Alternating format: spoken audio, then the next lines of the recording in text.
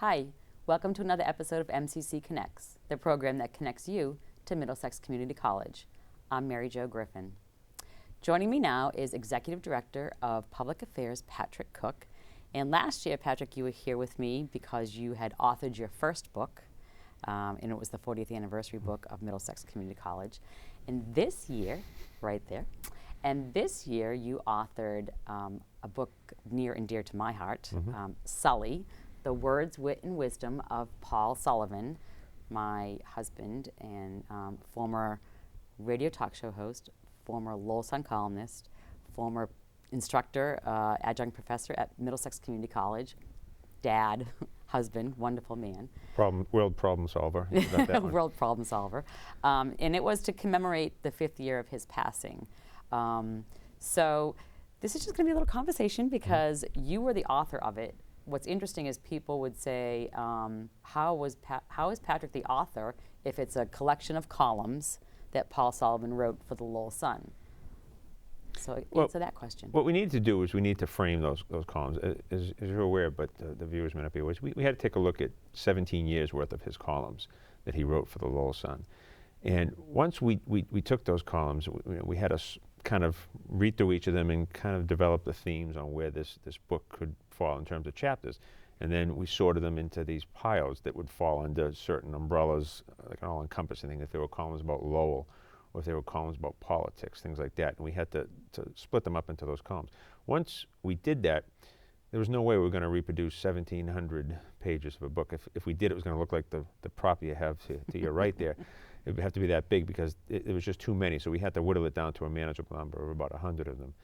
And then for each of those chapters, then we had to kind of really to establish the theme that each of the chapters was going to speak to. We had a wonderful book launching on September 23rd, where we were able to honor our great sponsors, and I'd like to say who our sponsors were. Chris and Jean Egan from the Egan Foundation, Elkin and Donna McCallum, the Demoulas Foundation, Blue Cross and Blue Shield of Massachusetts, John and Linda Shemley, Chancellor Martin Meehan, the Lowell Sun Charities, Lowell 5 Cent Savings Bank, Eastern Bank, Enterprise Bank, Lowell Bank, Howell Communications, the Durkin Company, and All Sports and Heroes in Lowell here. Well, without them, this book never would have happened. And most of their funds are going to the Paul Sullivan Leadership Institute, which we will get to in a minute.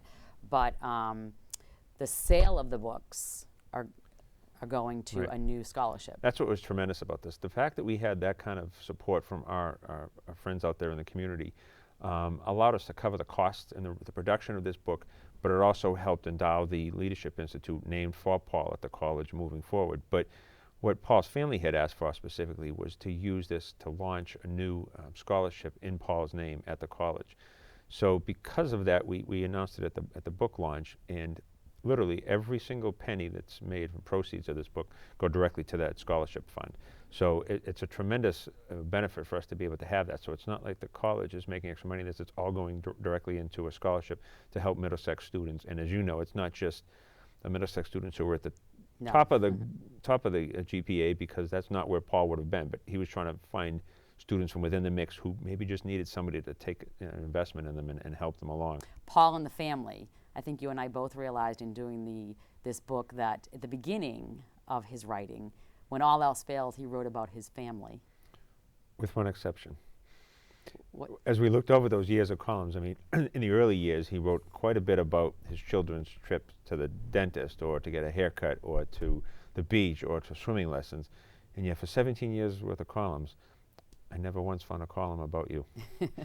Yes, and my daughters would tell you too that I was off limits. Paul's daughter had talked about this specifically. Carrie spoke at the book event we did and talked about how she was always afraid that her exploits were going to end up not just being shared with the immediate family, but being shared with the 50,000+ readers of the Lowell Sun at the time. So she was on her best behavior, I think, for those early years. But those columns stopped almost at a certain point when Paul started developing a different voice as he got older.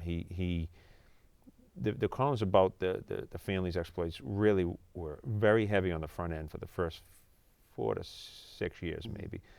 And then they really subsided later on, and he was moving much towards bigger political landscape stories and a lot more of the human interest pieces.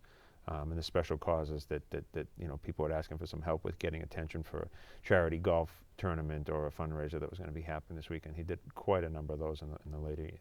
I think those 2 points were twofold in that when he got into Boston radio is when he broadened his political views, and he wrote more worldwide or nationwide as opposed to the local. That was one of the more difficult parts we had to deal with to contend throughout this process, was picking which of the columns was going to make it in, because there were so many of the features that he had done with folks that you didn't want to say that this feature wasn't as important as this one, but you had to try to just capture the flavor of the writings.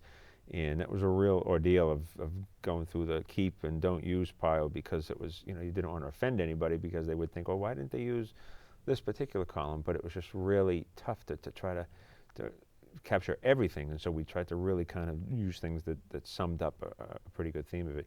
And, we had, as you know, there was a lot of folks that helped support this along the way from within the college.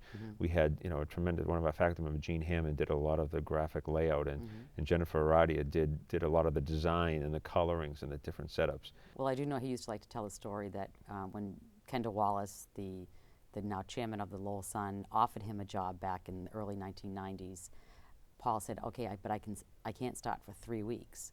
And when you asked him, why couldn't you start for 3 weeks, he said he had to go learn how to type. He had never sat at a typewriter before.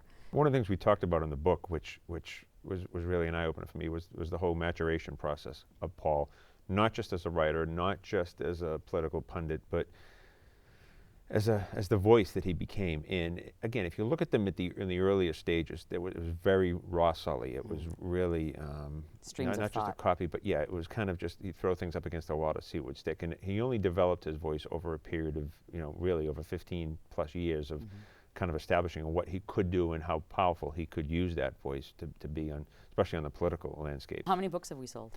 I don't know what the current tally is, but I do know that we've been selling out. I've been very pleased, because we had, as Market Basket had agreed to put the books in their supermarkets and in the greater Lowell area.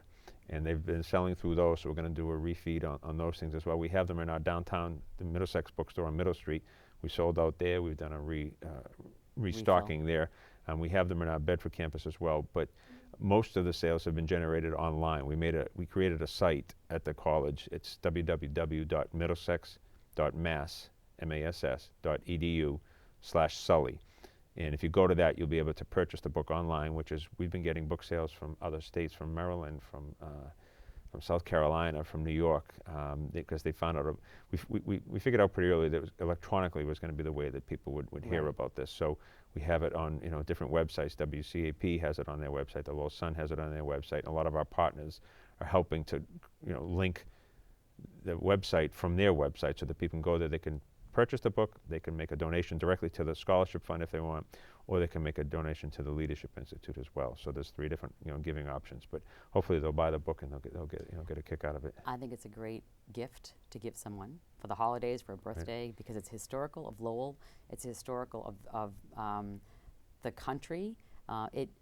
In the back of the book, WBZ was kind enough to put a CD together of about an hour of Paul while he was on WBZ. Right. So Patrick Cook, Executive Director of Public Affairs, thank you for joining us today. It was a blast working with you on this one. So.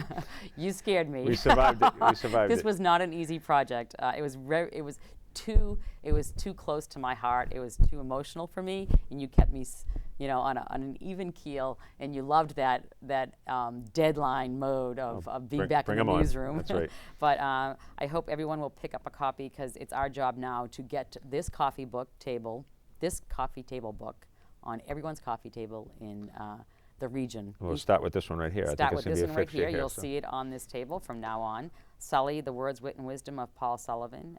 Pick it up at a local Market Basket or online at middlesex.mass.edu/Sully. Thank you, Patrick. It was a blast. We'll be back after these short messages.